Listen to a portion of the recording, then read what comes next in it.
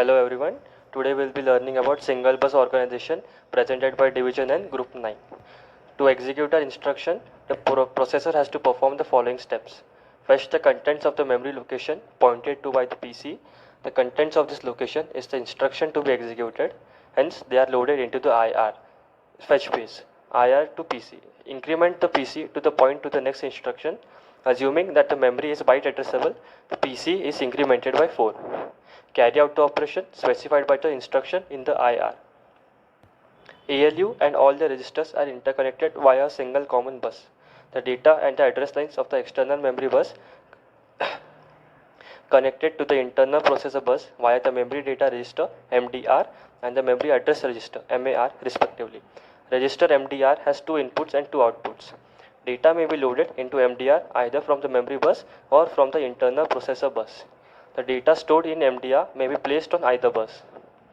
The input of MAR is connected to the internal bus and its output is connected to the external bus. The control lines of the memory bus are connected to the instruction decoder and the control logic. This unit is responsible for issuing the signals that control the operation of all the units inside the processor and for increasing with the memory bus. The mux selects either the output of register Y or a constant value 4 to be provided as input A of the ALU. The constant 4 is used to increment the contents of the program counter. With few exceptions, the operation specified by an instruction can be carried out by performing one or more of the following actions. Read the content of a given memory location and load them into a processor register. Read data from one or more processor register. Perform an arithmetic or logical operation and place the result into a processor register. Store data from processor register into a given memory location. Instruction execution involves a sequence of a step in which data are transferred from one register to another. For each register, two control signals are used to place the content of the register on the bus or to load the data on the bus into the register. The input and the output of register RI in and RI out is set to 1. When RI in is set to 1, the data on the bus are loaded into RI. Similarly, when RI out is set to 1, the content on the register RI are placed on the bus. While RI out is equal to 0, the bus can be used for transferring data from other register. Here is the diagram for register transfer. Arithmetic or logic operation. The ALU is combinational circuit that has no internal storage. ALU gets the two operands from a MUX and the bus. The result is temporarily stored in the register Z. Example: add R3 R to R1. Add the contents of register R1 to the R2 and store the result in R3. R1 out, Y in. R2 out, select Y. Add Z in. Z out, R3 in. All other signals are inactive. In step 1, the output register R1 and the input register Y are enabled, causing the contents of R1 to be transferred over the bus to Y. Step 2, the multiplexer select signal is set to select Y, causing the multiplexer to get the contents of register Y to input A of the ALU. At the same time, the contents of register R2 are gated onto the bus and hence to input B. The functions performed by ALU depends on the signal applied to its control lines. In this case, the add line is set to 1, causing the output of the ALU to be the sum of two numbers at input A and B. This sum is loaded into register Z because its input control signal is activated. In step 3, contents of register Z are transferred to the destination register R3. This last transfer cannot be carried out during step 2 because only one register output can be connected to the bus during any clock cycle. Fetching a word from memory. The processor has to specify the address of the memory location where this information is stored and request a read operation. This applies whether the information to be fetched represents an instruction in a program or operand specified by an instruction. The processor transfers the required address to the MAR, whose output is connected to the address lines of the memory bus. At the same time, the processor uses control lines of the memory bus to indicate that read operation is needed. When the requested data are received from the memory, they are stored in register MDR, from where they can be transferred to other registers in the process. The response time of each memory access varies. To accommodate this, the processor waits until it receives an indication that the requested operation has been completed. For example, move R1, R2. The output of MAR is enabled all the time.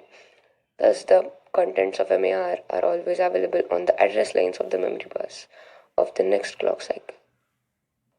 When a new address is loaded into MAR, it will appear on the memory bus at the beginning of the next clock cycle. The read control signals is activated at the same time MAR is loaded. This means memory read operations require three steps, which can be described by the signals being activated as follows: R1 out, MAR in, read, MDR in E, WMFC, MDR out, R2 in. Storing a word in memory. Writing a word into a memory location follows a similar procedure. The desired address is loaded into MAR. Then the data to be written are loaded into MDR and a write command is issued. Example: first, move R2 R1 requires the following steps. Second, R1 out MAR in. Third, R2 out MDR in. Write.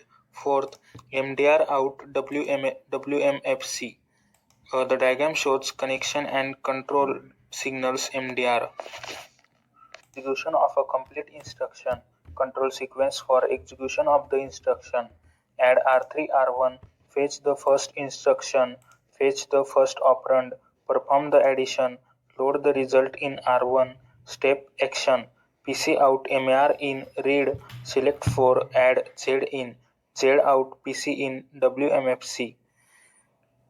MDR out, IR in, R3 out, MAR in, read, R1 out, Y in, WMFC, MDR out, select Y, add Z in, Z out, R1 in, end.